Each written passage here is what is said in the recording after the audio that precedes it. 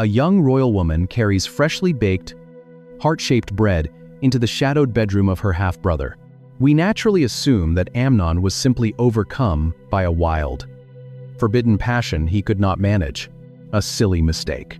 A Nabal is a morally bankrupt person who lives as if God's moral order does not exist. Someone who destroys the community through selfish brutality. Notice the devastating contrast in the room. Amnon is the crown prince, yet he is acting like a mindless appetite, consumed entirely by what he wants in the next 5 minutes. Tamar is the victim, yet she is the only one acting with royal dignity. She is considering the law, the covenant community, her own honor, Amnon's reputation, and the watchful eye of God. She even offers him a legal off-ramp, suggesting that if he simply speaks to the king, David would likely allow a proper marriage. She does everything right. She is rational, theological, compassionate, and firm. But unchecked power does not listen to reason. It does not care about theology, and it despises boundaries. The tragic, brutal reality of the text is summarized in a single, unadorned sentence. But he refused to listen to her, and since he was stronger than she, he forced her and lay with her. He overpowered her. The door remained bolted, and the crime was committed. If the story ended here, it would already be a profound warning. After all, the biblical text explicitly states that he was so lovesick over his half-sister that it was physically eating away at his body. About the dangers of entitlement. But the assault ends, and the true psychological horror is only just beginning. What happens the very next second forms the darkest mystery of the chapter. A sudden, violent shift in Amnon's mind that finally reveals the absolute emptiness of consumption. The silence in the room following the assault is shattered by one of the most jarring emotional reversals in all of Scripture. The man who, just moments before, was supposedly dying of lovesickness, suddenly looks at the woman he claimed to desire and feels a violent, revulsing disgust. Second, Samuel 13:15 records the terrifying pivot. Then Amnon hated her with intense hatred. In fact, he hated her more than he had loved her. He barks a sudden, brutal command: "Get up and get out." This is the central mystery of the narrative. How does an agonizing, debilitating love turn instantly into an even greater hatred? The answer lies in the fundamental difference between true affection and selfish consumption. When you truly love someone, the bond deepens through intimacy, because the relationship is built on mutual self-giving.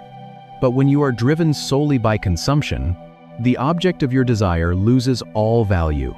The exact second the appetite is satisfied, when a man is starved for power or pleasure, he will do anything to consume the feast. But once the hunger is gone, the empty plate is simply trash to be pushed off the table. The problem is not that this familiar interpretation is completely wrong. The problem is that it is incomplete. But Amnon's reaction is stronger than mere apathy. It is intense hatred. Why does he hate her? Because in the dim light of that bedroom, Tamar is no longer a fantasy to be conquered. She is a mirror. Her shattered presence is a physical, unavoidable witness to his own monstrosity. As long as she is in the room, Amnon is forced to confront the reality that he is exactly what she warned him he would become: a Nabal, a moral fool who has destroyed a daughter of Israel for a fleeting moment of indulgence. Unable to bear the reflection of his own guilt, the crown prince does what unchecked power always does. He projects his shame onto his victim. He calls his personal attendant back into the room and issues a chilling order: "Get this woman out of my presence and bolt the door after her." Notice the horrific dehumanization. He cannot even bring himself to speak her name. To him, she is simply this woman. Tamar begs him one last time. She cries out that sending her away is a greater wrong than the violent assault itself. In the ancient cultural framework, a violated virgin, who was cast out in disgrace, lost all hope of marriage, economic protection, and social standing. If Amnon kept her in his household, he would be legally obligated to provide for her and protect her. But by throwing her into the street, he is condemning her to a living death.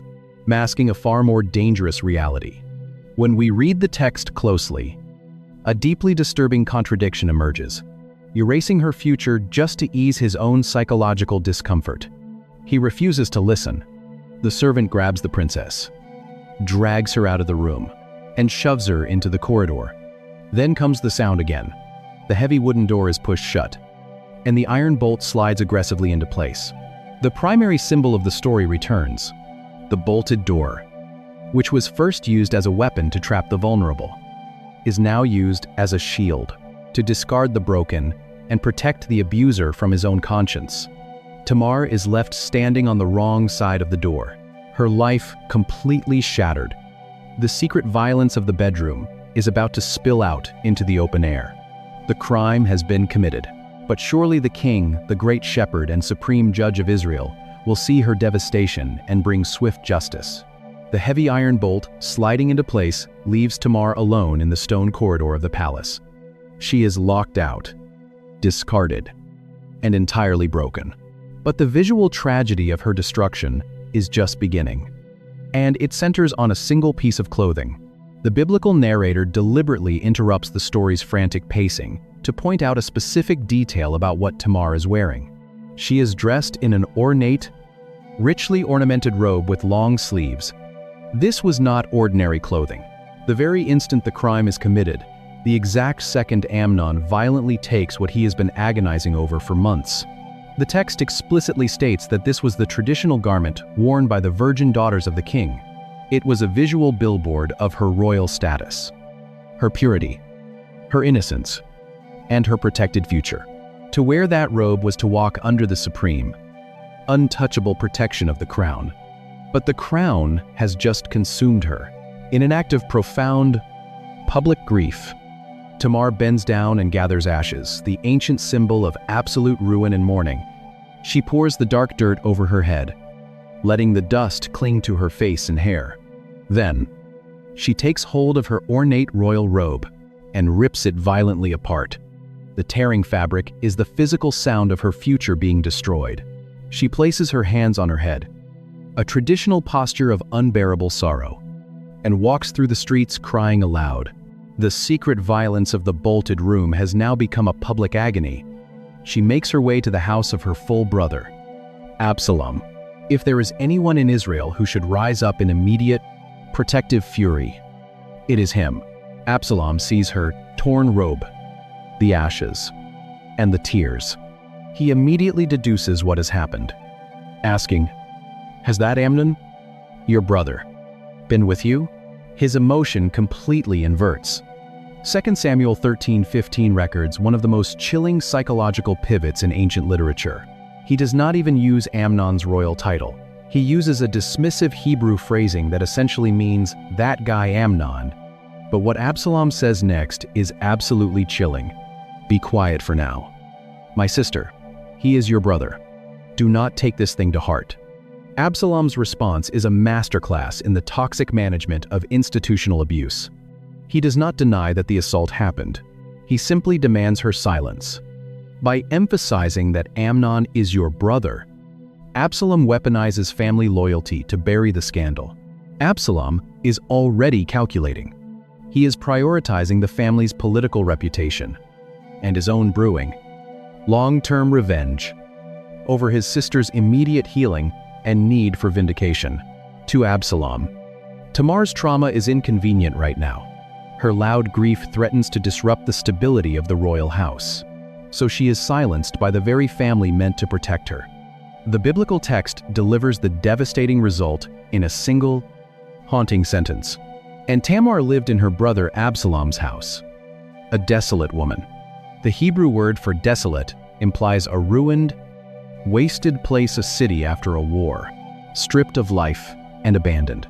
Tamar's voice has been suffocated. Her future has been erased. She is a ghost, living in the shadows of her brother's house. Absalom will silently nurse his hatred, waiting 2 full years before enacting a brutal, bloody revenge that will eventually tear the entire kingdom apart. Then, Amnon hated her with intense hatred. In fact, he hated her more than he had loved her. But right now, In the immediate aftermath of the crime, the responsibility for justice does not rest on Absalom. The news cannot remain hidden in the streets forever. The report of the torn robe, the ashes, and the shattered princess finally makes its way to the palace. It reaches the ears of the man who commands the armies, the judges, and the very laws of Israel. The camera pans from the weeping, silenced sister to the throne of King David, the supreme judge, the most powerful man in the nation, and the father of both the abuser and the abused. The report finally reaches the highest seat of power in Israel. King David is seated on the throne, the man whose youthful courage once broke the back of a giant, the righteous shepherd who swore to protect the vulnerable sheep of his nation. He hears the entire harrowing account. He hears about the bolted door, the violent assault, the torn royal robe, and the ashes on his daughter's head. The biblical text gives us his immediate reaction in a single, volatile phrase in verse 21. When King David heard all these things, he was furious. He burns with anger. The Hebrew word implies an intense, blazing wrath. As readers, we lean forward.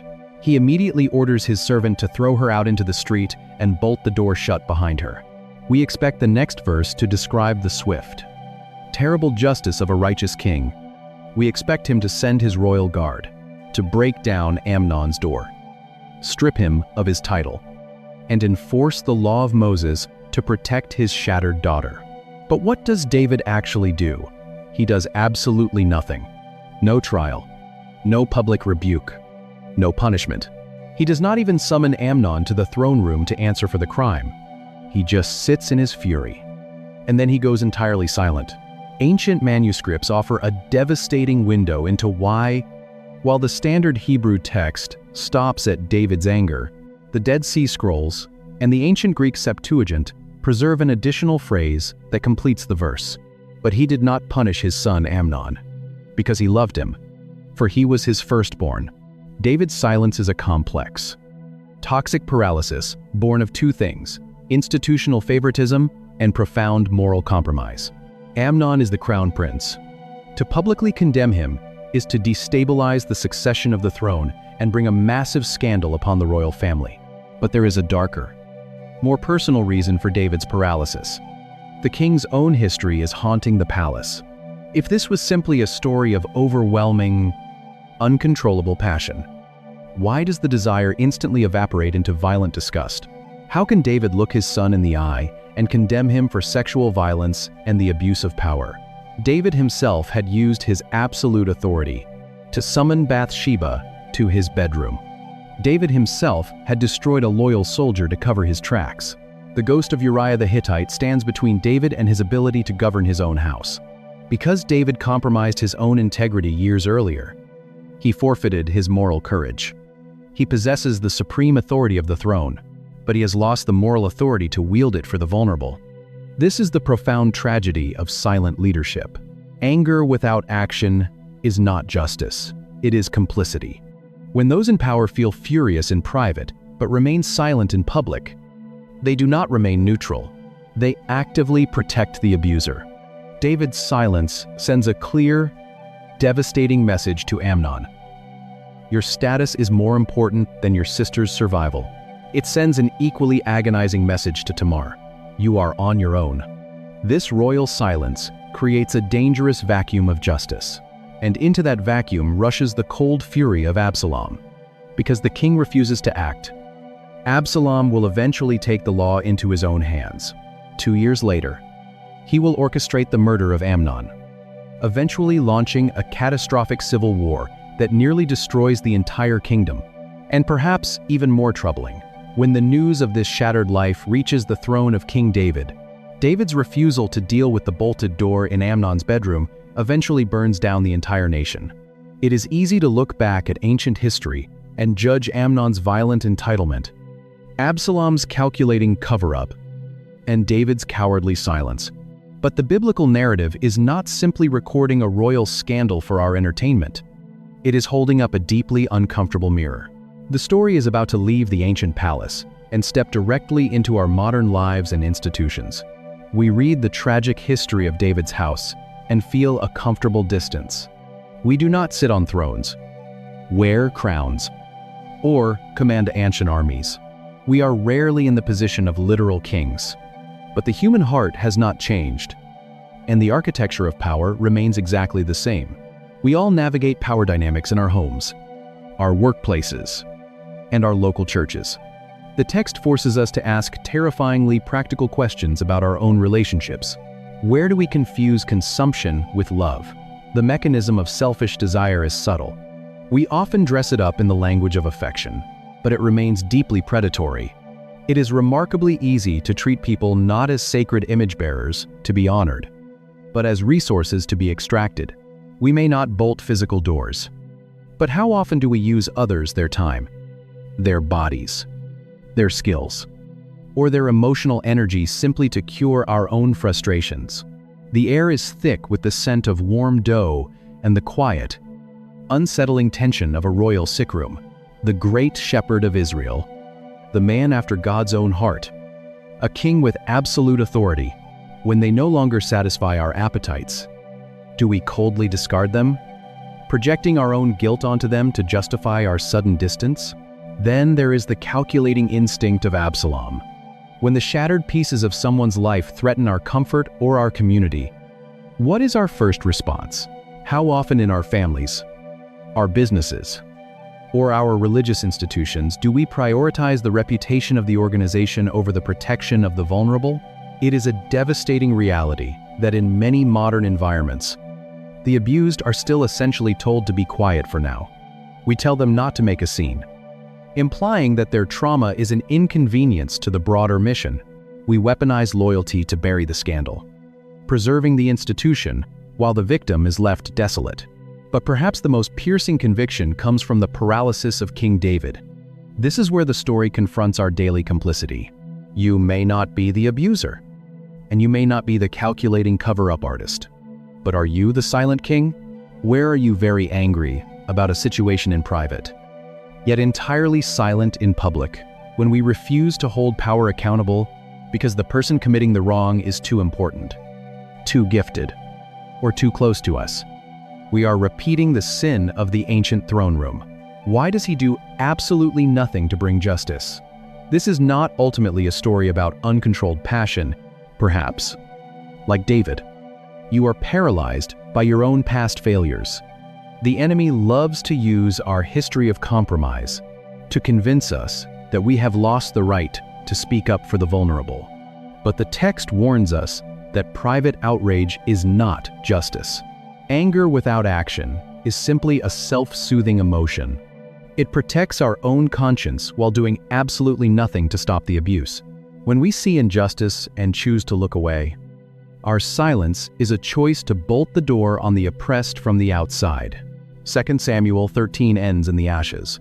Tamar remains a desolate woman in her brother's house, her voice silenced, her future erased, and the men who destroyed her left unchallenged.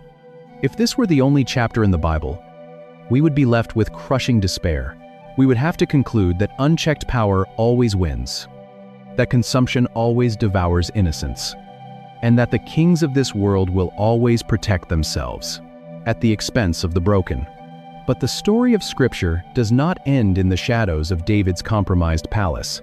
The Bible does not leave the final word to the abusers, the calculating managers, or the silent kings. To find the resolution to Tamar's agony and the answer to our own complicity, we must look far beyond the ancient throne of Israel to a completely different kind of royal authority. It is a clinical, terrifying dissection of how unchecked power operates. It is a story about the destructive entitlement of privilege. The tragedy of Tamar is agonizing because it exposes the total failure of earthly power. Amnon weaponized his privilege. Absalom weaponized his family loyalty.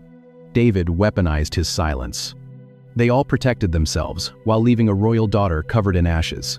But the biblical narrative points us beyond this ruined family to a different throne, and a completely different kind of crown prince. Jesus Christ is the true Son of David, the ultimate heir to the throne. He possessed absolute, infinite power. Yet, he represents the exact inversion of everything that happened in that darkened bedroom. Amnon used his power to consume the vulnerable. Jesus used his power to serve them. Amnon isolated Tamar to silence her. Jesus stopped in crowded streets to listen to the voices of abused, bleeding, and discarded women. Absalom demanded that the victim stay quiet to protect the family reputation. Jesus willingly destroyed his own reputation to publicly restore the outcasts. And while King David sat in his palace, feeling furious but remaining entirely silent in the face of injustice, Jesus Christ moved with decisive, righteous action. He overturned the tables of those who exploited the vulnerable. And ultimately, he climbed a wooden cross to absorb the violence. Shame, how it consumes, how it destroys, and how it discards. It shows us what happens when human beings view others and sin of a broken world so that the desolate could be vindicated. This contrast brings us back to the primary image of our story, the bolted door. In the hands of worldly, unchecked power, the bolted door is a weapon. Amnon used it first to trap Tamar in the darkness so he could extract what he wanted. Then, the moment she became a mirror to his own monstrosity, he threw her out and used that same iron bolt as a shield to discard her and protect his own conscience. Unchecked human power loves to bolt doors. It locks the vulnerable inside when it wants to consume them, and it locks them outside when it wants to forget them. But the true king approaches the door entirely differently. In the book of Revelation, Jesus says, "Behold, I stand at the door and knock. If anyone hears my voice and opens the door, I will come in and eat with that person, and they with me." The King of the universe does not use his overwhelming strength to slide an iron bolt and force his will. He honors human dignity. He waits for an invitation. His love, true, biblical love, seeks mutual communion, not selfish consumption. He does not demand that you bake bread so he can extract it from you. He brings the bread of life to the table, not as sacred image bearers to be honored, but as resources to be consumed. And it exposes how the silence, so he can heal you.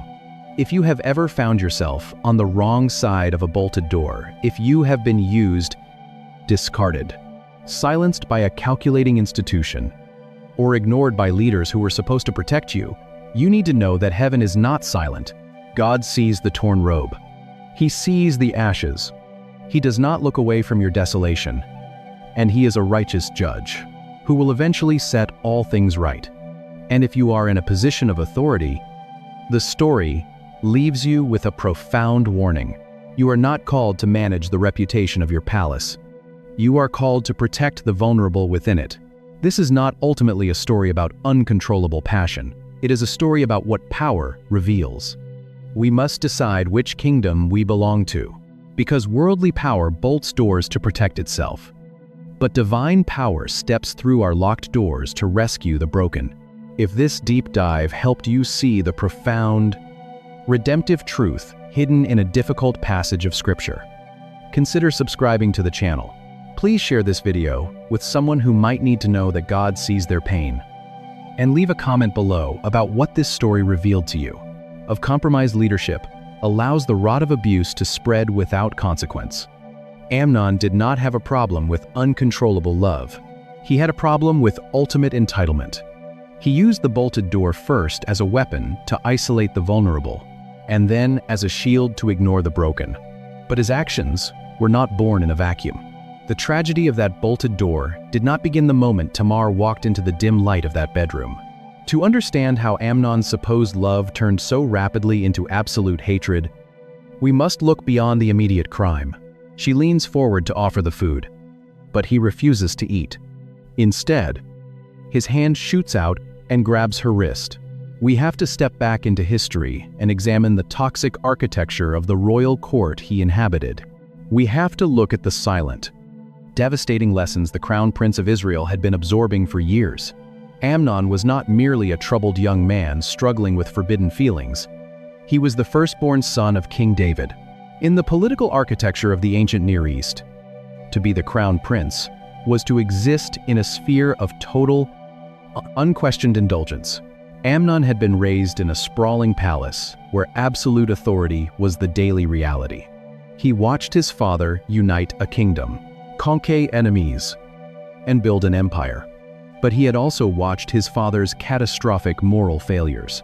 Years earlier, King David had stood on a palace roof, seen a woman he wanted, and simply taken her. When her husband became an inconvenience, David used his royal power to have him killed. David had eventually repented, but the atmosphere of the household had forever changed. The silent, devastating lesson echoing through the royal halls was unmistakable. Kings can take whatever they desire, and power grants an exception to the rules. This was the toxic soil in which Amnon's entitlement grew. Outside the room, the royal attendants have all been entirely dismissed by a direct royal command. He set his eyes on Tamar, the beautiful full sister of his half-brother, Absalom. But Tamar was a virgin princess, heavily protected by royal custom and ancient law. The book of Leviticus strictly forbade relations between half-siblings. For the first time in his privileged life, the crown prince encountered a boundary he could not easily cross. He was told no. The biblical text tells us that Amnon became so frustrated over Tamar that he made himself ill. But this illness was not biological. It was not the romantic melancholy of a star-crossed lover. It was the physical manifestation of thwarted entitlement. It was the agonizing frustration of a man who possessed everything, yet was denied one specific thing. His body literally could not handle a boundary. In this state of aggressive self-pity, Amnon receives a visitor. The text introduces Jonadab, Amnon's cousin, describing him with a specific Hebrew word, Hakam. While this word often means wise, in this context, it translates to very crafty or shrewd. Jonadab is the archetypal political sycophant. He recognizes the prince's frustration and immediately understands how to leverage it to secure his own influence. Jonadab asks a piercing question. Why are you the king's son? So haggard morning after morning? Notice the calculated emphasis. He does not simply ask what is wrong. And then comes the sound that seals her fate, the heavy, definitive thud of a thick wooden door being pushed shut. He reminds Amnon of his status. You are the king's son. You should not have to suffer the indignity of unmet desire. When Amnon confesses his obsession, Jonadab does not correct him. He does not remind the prince of the law, of his royal honor, or of God. Instead, he builds the mechanism for Amnon's desire. He constructs a carefully engineered trap. Jonadab advises Amnon to lie down and pretend to be desperately sick. But the dark brilliance of Jonadab's plan lies in its supreme arrogance. He does not suggest that Amnon kidnap Tamar in the middle of the night. He suggests something far more insidious. He tells Amnon to wait for his father, King David, to visit the sick room, and then ask the king himself to send Tamar to bake bread.